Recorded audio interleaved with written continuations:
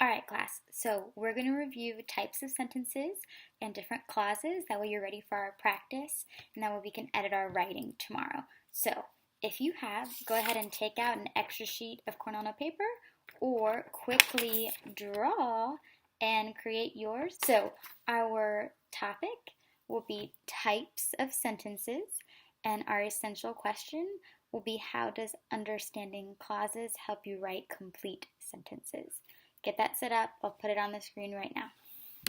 All right, so we should be setting up those Cornell notes. Remember, the topic is types of sentences, and the essential question is, how does understanding clauses help you write complete sentences?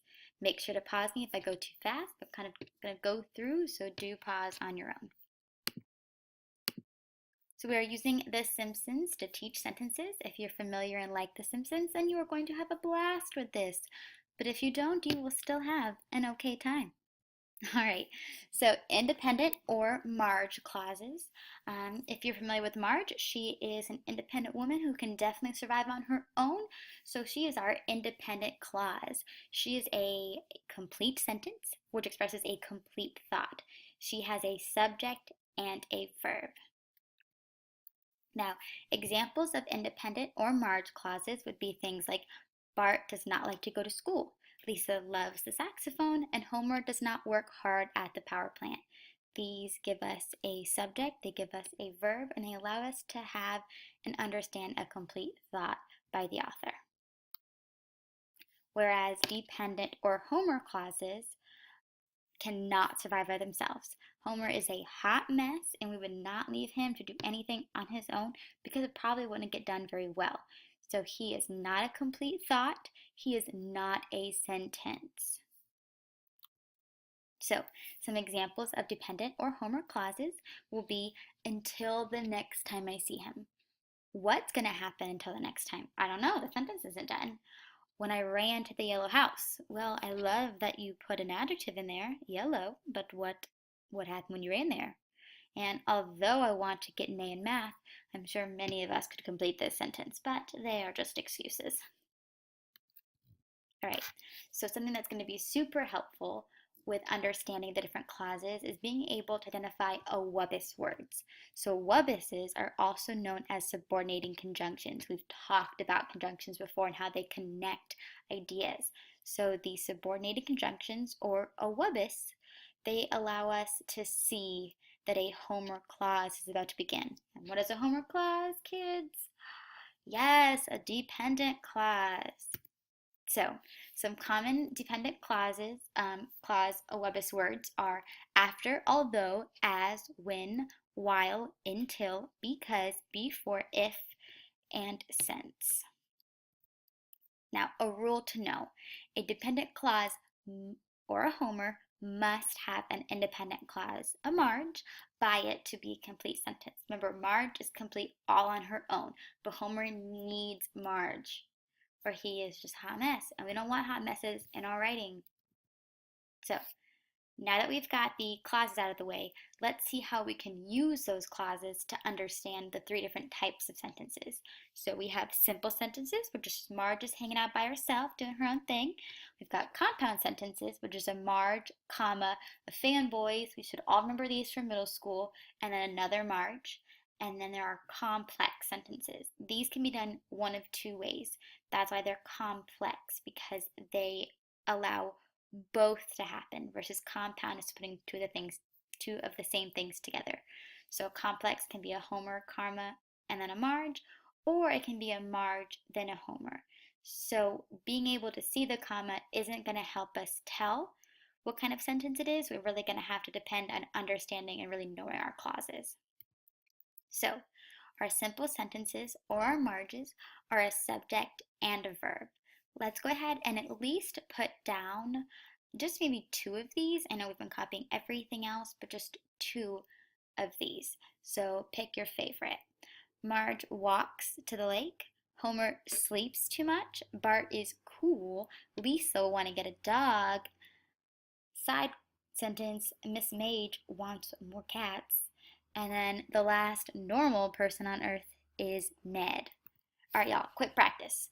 I want you to, on the summary section of your Cornell notes, write down the subject and verb of these two simple sentences. So Cindy and Sue auditioned for the lead in the play, and then the kittens were adopted by the family. So write down the subject and verb for both simple sentences so we can check those. All right. Compound sentence. So this is going to be a Marge, comma, fanboys, and then another Marge. So we've got our independent sentence, which can survive all by itself. One of our fanboys, for, and, nor, but, or, yet, so. A little bit easier to remember than a wubbis because it's less words, but you'll get there with the wubbis, I promise. And let's look at an example sentence. So Bart, which is our subject, hates, which is our verb, school. So that could be a complete sentence on its own, but instead we have a comma, then a fanboy, so he, another subject, makes another verb, fun of the teachers. We could just have he makes fun of the teachers, and that could be a complete sentence and just a Marge and an independent clause. By adding that comma and the so, we get to put those two things together and get a compound sentence, which really elevates our writing instead of having a ton of simple sentences. So I want you underneath, when you identify the simple sentence, we're now going to identify the conjunction in these compound sentences. I'll read them and you'll write down just the conjunction for these two. We have, I'm going to the dance, so I have to buy a new dress. And Jenny took the pictures and Aaron developed them. So remember, just the conjunction in these compound sentences I want you to write down. All right, let's look at complex sentences. They're a toughie because they can look two different ways. Now, they can be a Homer, a dependent clause, comma, then a Marge. So what that looks like is, until Homer met Marge, comma, he was a nobody. Or this could look like a Marge and then a Homer. So Homer was a nobody until he met Marge. So note that just because there's a comma, we can't definitely tell. But if we look at things, we know until isn't a wubbis. So until Homer met Marge. That's all before the comma. That's not a complete sentence. What happened before he met Marge? Oh, he was a nobody. That's when the Marge comes in to really save the day. And then if we look at the Marge and the Homer, Homer was a nobody. That could be a complete sentence, has a subject and a verb. And then we have an a wubbis, until he met Marge. That adds us a little bit of oomph to give us a complex sentence and more of an interesting sentence. Now, here's some examples of complex sentences within a wubbis. So, until Lisa goes to college, comma, she will have to live with her parents. When the grass turns green, comma, Homer will have to mow the lawn. And then after Bert passes third grade, there will be a huge celebration. Just like after you pass the FSA, there will be a huge celebration. And let's look at those same sentences without the comma and with the Marge first. So Lisa will have to live with her parents until she goes to college. Homer will have to mow the lawn when the grass turns green, and there will be a huge celebration when Bart passes third grade. So it kind of just changes the sentence, but we still have the Marge and the Homer. Now I want you guys to identify the dependent clause in each of these two complex sentences, so write these down as well. These are going to be our first checks when we come in.